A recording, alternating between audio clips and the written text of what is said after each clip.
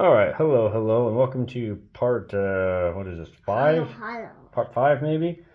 Um, and so Belmont can get stronger. He doesn't only just have level one. So how does Belmont get stronger? Well, one of the random encounters you can find is a chapel. If you find a chapel, you then will place one of these transparent die on the section that you found the chapel in. So let's say that Belmont found the chapel in this area.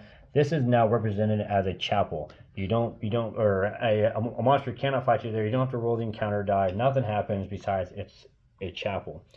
And you give a charitable donation to the priest there of the chapel, and they will go ahead and increase one of your stats. Now it gets higher and higher, so I'm kind of using my little bit of a guide. So it's possible, although rare, to drop to level 0 on these. So if you did, let's say that you lost all of your armor for some reason and your armor was on 0, it costs 600 gold pieces to get back to level 1, 700 to on level 2, 800 level 3, 900 level 4, and 1000 for level 5. So since that, it's saying 700 gold pieces to increase one of your, or into level 2.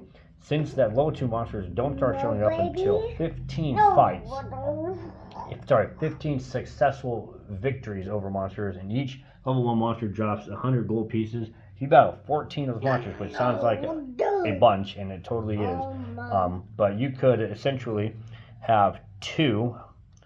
You could have two upgrades before level 2 monsters start showing up. And then the level 2 monsters, half of them are 100 gold drops, half of them are 400 gold drops. Level 3 monsters all drop 400 gold, and level 4 monsters all drop 700 gold. So anyways, so the higher monsters that you fight, the easier it gets to get stronger and stronger. And now, with that being said, you only upgrade one of your stats per turn, per movement turn. So if you have 3 on your movement here, you can potentially upgrade 3 stats, assuming you had enough gold for it. And also, your stats, only one of them is increased. Not all of them increases with one level up. So if you have enough gold, you can only upgrade one of your stats, while the other ones have to stay the exact same.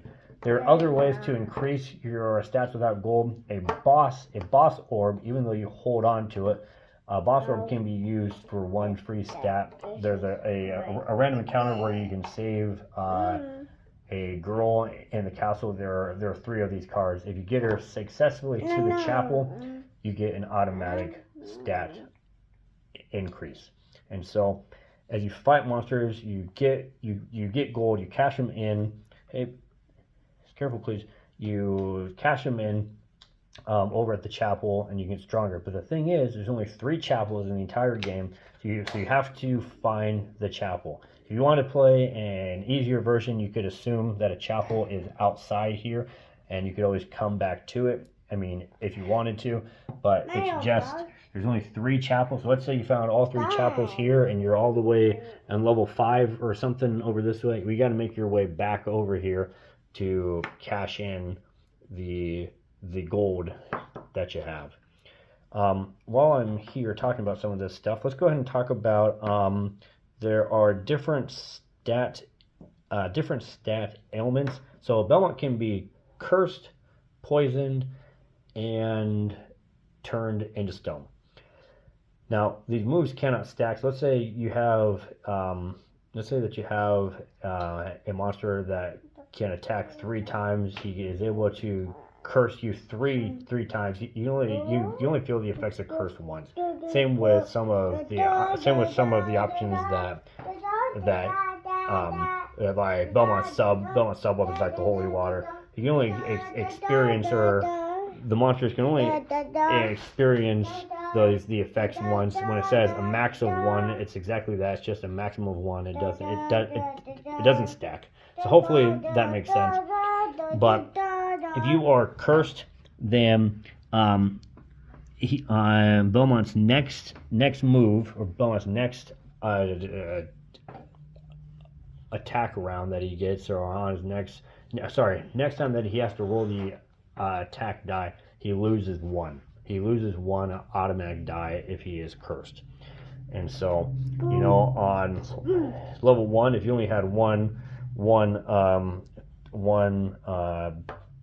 level on your whip and you got cursed, then you have 0 levels. You don't get to attack, and then you go back to normal on your next turn unless the monster gets another curse and you're not able to resist the curse. There are also items that can help you against these other items too. But yeah, and then if you are turned into stone, you lose both of the things. You can't attack, you can't defend, and you can't move. It only lasts for one single turn though. So and thankfully there's only a few monsters that have the ability to turn you into stone. And the last one is being poisoned. It's same thing, except for this time you lose a defense die when you're trying to fight. And again, these are totally up to you. If you say, "Oh, this is my lucky die here," well, you can keep that one and you can get rid of a different one. So hopefully that does make sense. In terms of trying to increase in levels, trying to avoid the status ailments here. There are several different options here. Not all monsters have the ability to turn into stone, curse, or poison, but some of the higher ones do. So hopefully that makes sense, and I will see you on the next one.